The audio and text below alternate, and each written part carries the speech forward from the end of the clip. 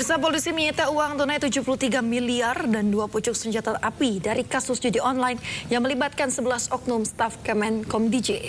Iya, polisi juga meminta PPATK segera memblokir 47 rekening milik para tersangka judi online. Saya fokus urus operasi dan rakyat. Kita dukung penegakan hukum, dan yang ketiga kita tetap serius dalam judi.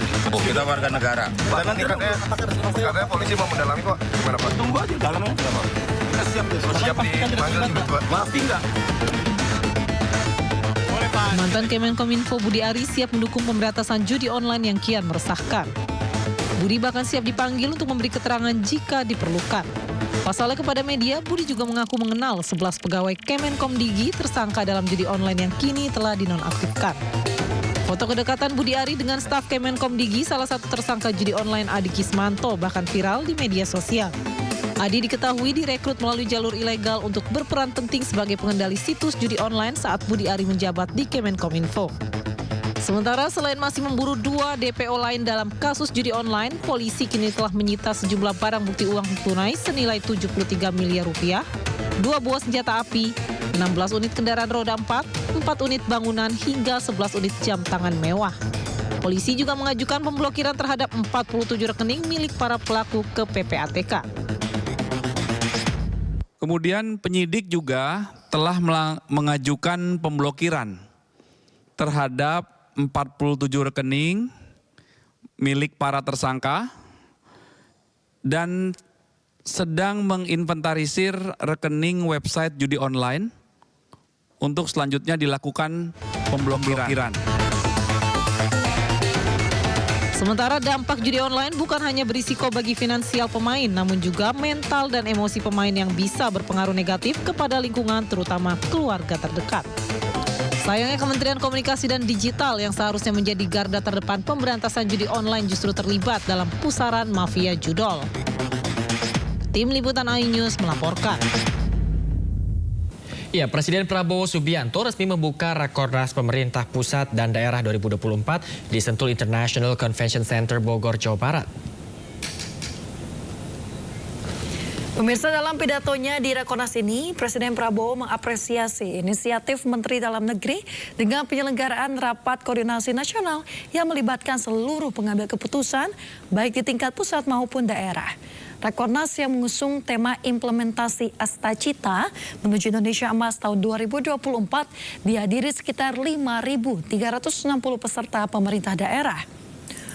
Mulai dari gubernur hingga wali kota, kepala kejaksaan tinggi dan negeri, unsur Polri dan TNI, serta penyelenggara pemilu.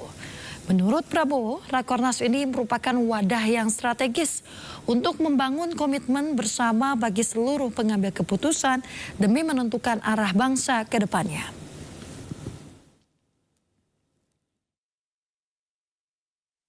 Saya sangat menghargai langkah ini karena ini bisa dikatakan adalah kesempatan pertama saya untuk bicara dengan seluruh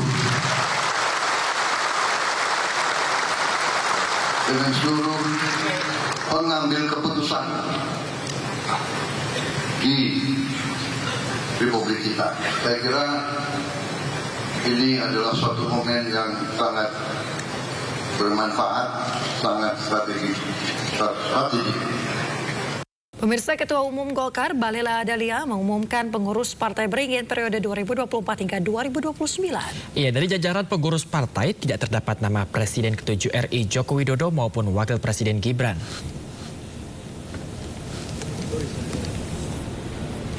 Nama Jokowi dan putra sulungnya sempat santer terdengar akan masuk dalam struktur Partai Golkar. Jokowi sempat dikabarkan akan menjadi Ketua Dewan Pembina DPP Partai Golkar. Namun posisi tersebut dijabat oleh Agus Gumiwang Kartasasmita. Sementara politisi lain yang masuk dalam struktur kepengurusan Partai Golkar diantaranya Bambang Susatyo, Aceh Hasan, Idrus Marham, hingga Mutia Hafid. Selain nama-nama tersebut, terdapat 2 anak dari 2 mantan Ketua Umum Golkar, yakni anak Akbar Tanjung, Fitri Krisnawati Tanjung, sebagai Sekretaris Departemen Kewirausahaan DPP Golkar, dan putra Yusuf Solihin Kala yang menjabat Ketua DPP Golkar bidang kewirausahaan. Sampai dengan hari ini kami menyampaikan bahwa nama Bapak Presiden nomor 7, Presiden yang ke-7, yaitu Bapak Presiden Jokowi tidak dalam kepengurusan baik Dewan Kehormatan, Dewan Pembina maupun dalam struktur, termasuk Mas Wapres. Masih banyak, tapi Bapak Presiden Jokowi ini kan tokoh bangsa.